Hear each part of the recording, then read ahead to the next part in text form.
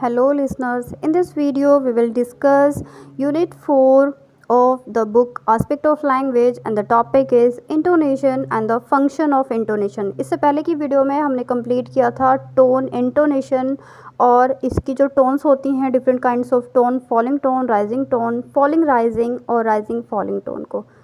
इससे पहले हमने इस वीडियो में डिस्कस कर लिया था। आज हम बात करेंगे कि फंक्शन क्या होता है इंटोनेशन का। So firstly discuss the definition of intonation कि जब आप language in which the tones bring about a change in the meaning of an utterance are known as intonation language. जब टोन्स की वजह से डिफरेंट टाइप्स ऑफ टोन्स की वजह से जब आपका जो मीनिंग है वो चेंज हो जाता है तो उसे बोलते हैं इंटोनेशन।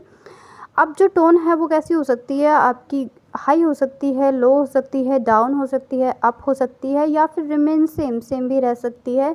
सो इनको बोलते हैं इंटोनेशन। सो इंटोनेशन का फंक्शन क्या होता है, बेसिकली जो मेन फंक्शन है इसके 3 हैं।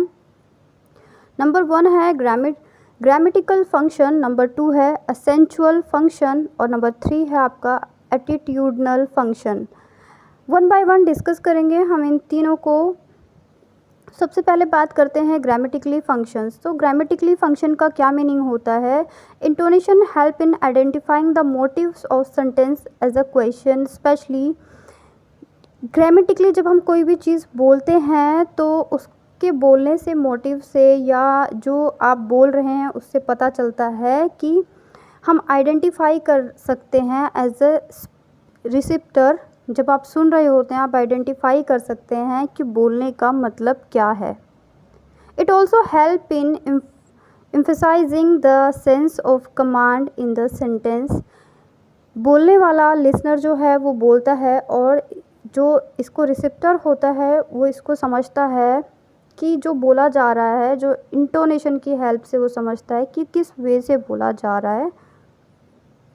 इसके अंदर आप इंक्लूड कर सकते हैं, सपोज़ अगर कोई आपसे किसी ओपिनियन पे आपकी राय मांग रहा है, कोई उसने एक प्रॉब्लम रखी है उस पर आपकी राय मांग रहा है, तो वहाँ पे आपको समझ में आ जाता है उसके बात करने के तरीके से, उसके टोन से कि वो किस तरह से बात करना चाहता है। It also help in emphasising sentence. अपने सेंटेंस को एम्फसाइज करने में भी ये हेल्पफुल होता है। जैसे कि अगर आप किसी वर्ड पे ज़्यादा फोकस करना चाहते हैं तो उस वर्ड को हाईलाइट कर देते हैं। जैसे कि अगर एग्जांपल के लिए आपको बोला जाए कि कॉलेज में प्रेजेंटेशन है एंड द टॉपिक इज़, तो जो आपका टॉपिक होता है वो कहीं ना कहीं इंटोनेशन के थ्रू आप उस टॉपिक को हाईलाइट कर देते हैं। तो ये शो कर देता है कि आपको जो स्टूडेंट को स्ट्रेस देना है वो कहाँ पे देना है, टॉपिक पे देना है। ये सिर्फ एक एग्जांपल है समझाने के लिए। नेक्स्ट पॉइंट है इसका असेंचुअल फंक्शंस। अब देखिए असेंट से ही बना है आपका असेंचुअल। असेंट हम पहले भी डिस्कस कर चुके हैं कि किस वे से, किस तरीके से बोली जा रही है कोई भी बात। तो ये कौन सा फंक्शन होता है? A speaker can draw listeners attention towards the message he she wants to convey to using accentual friction.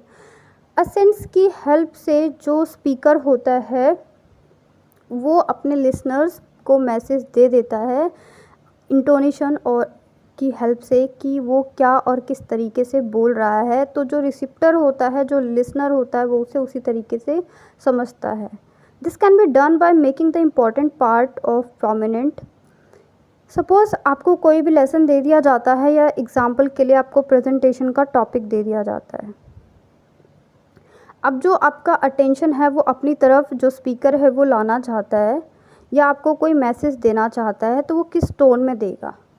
अगर उसको प्रेज़ करना है तो good, very good, well done.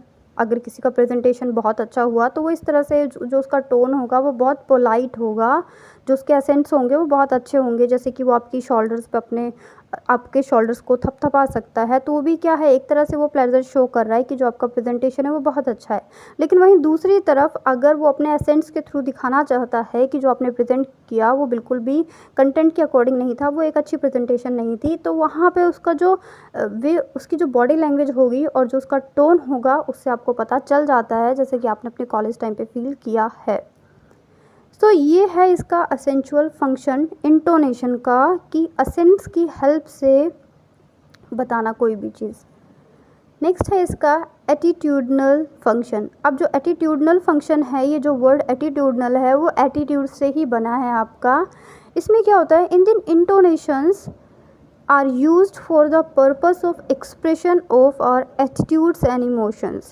जब आप अपने एक्सप्रेशन को, अपने एटीट्यूड को और अपने इमोशंस को इंटोनेशंस के थ्रू शो करते हैं तो ये इसके इस एटीट्यूडनल फंक्शन के अंदर आ जाता है। एक्सप्रेशन कैसे, अगर हम बात करें कि एक्सप्रेशन की बात हो रही है तो आपने एक छोटा सा एग्जांपल है, आपने देखा होगा व्हाट्सएप में इमोजीज़ होते हैं। सो जब आप हैप्पी होते हैं तो आप हैप्पी वाला इमोजी सेंड करते हैं, जब आप सैड होते हैं तो आप सैड वाला इमोजी सेंड करते हैं, जब आप कंफ्यूज होते हैं तो कंफ्यूज वाला इमोजी सेंड करते हैं, और आप जब एंग्री होते हैं तो एंग्री वाला इमोजी सेंड करते हैं। तो ये सब क्या है, ये एक्सप्रेशन है जो आप शो करते हैं। ये एक इसका अच्छा एग्जाम्पल है। एग्जाम्पल्स, ये जो एग्जाम्पल्स मैं आपको इस टॉपिक के दे रही हूँ ये सिर्फ आपको समझाने के लिए हैं। ऑफ और एटीट्यूड, अब एटीट्यूड और इमोशंस ये इसी में इंक्लूड हो जाते हैं कि जब आपका मूड अच्छा होता है या फिर जब आप एंग्री होते हैं, जब आप फियर में होते हैं, तो ये क्या होता है, इंटोनेशन के थ्रू एक्सप्रेस करते हैं आप।